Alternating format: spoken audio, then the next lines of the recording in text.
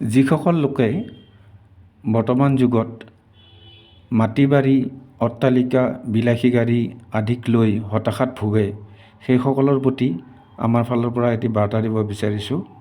এই মানুহজনক চাওকচোন বাৰু। এওঁ হ'ল কামৰূপ জিলাৰ বাইহাটাৰ চম্পক দাস। এওঁ জন্মৰে পৰা অন্ধ আৰু হাতত এডাল লাখুটি লৈ বাইহাটা চাৰিআলিৰ পৰা খোজকাঢ়ি গৈ আছে গন্তব্যস্থান অলপতে হৈ যোৱা পিয়লিহটাৰ টেঙাবাৰীত অনুষ্ঠিত উৰুছ মুবাৰকলৈ।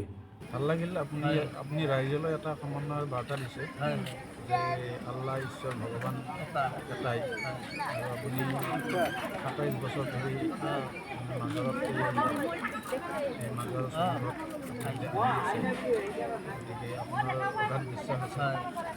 ঠিকে আছে। আপোনাৰ পৰিয়ালত কোন কোন আছে? আপুনি মানে জন্মৰ পৰা অন্ধ? ঘৰত মানে আপোনাৰ ভাই আছে, তেওঁৱে চোৱা চিতা কৰে।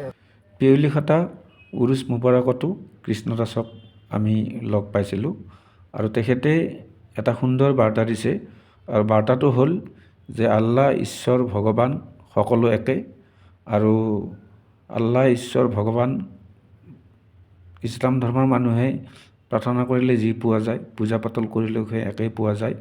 এই এটা সমন্বয়ৰ বাৰ্তা তেখেতে সকলোলৈকে দিছে, আৰু এনেকুৱা এজন বিশেষভাৱে সক্ষম লোকৰ এই বাৰ্তাই নিশ্চয় এই সময়ত তাৎপৰ্যপূৰ্ণ। পিয়লিহটা উৰুছ মাজাৰত আটাইতকৈ ভাল লগা আন এটা বিষয় আমাৰ চকুত পৰিল। সেয়া হ'ল আমাৰ অসমৰ ৰাইজৰ হিয়াৰ আমঠু হাৰ্টথ্ৰব জুবিন গাৰ্গৰ প্ৰতি তেওঁলোকে আগবঢ়োৱা শ্ৰদ্ধাঞ্জলি।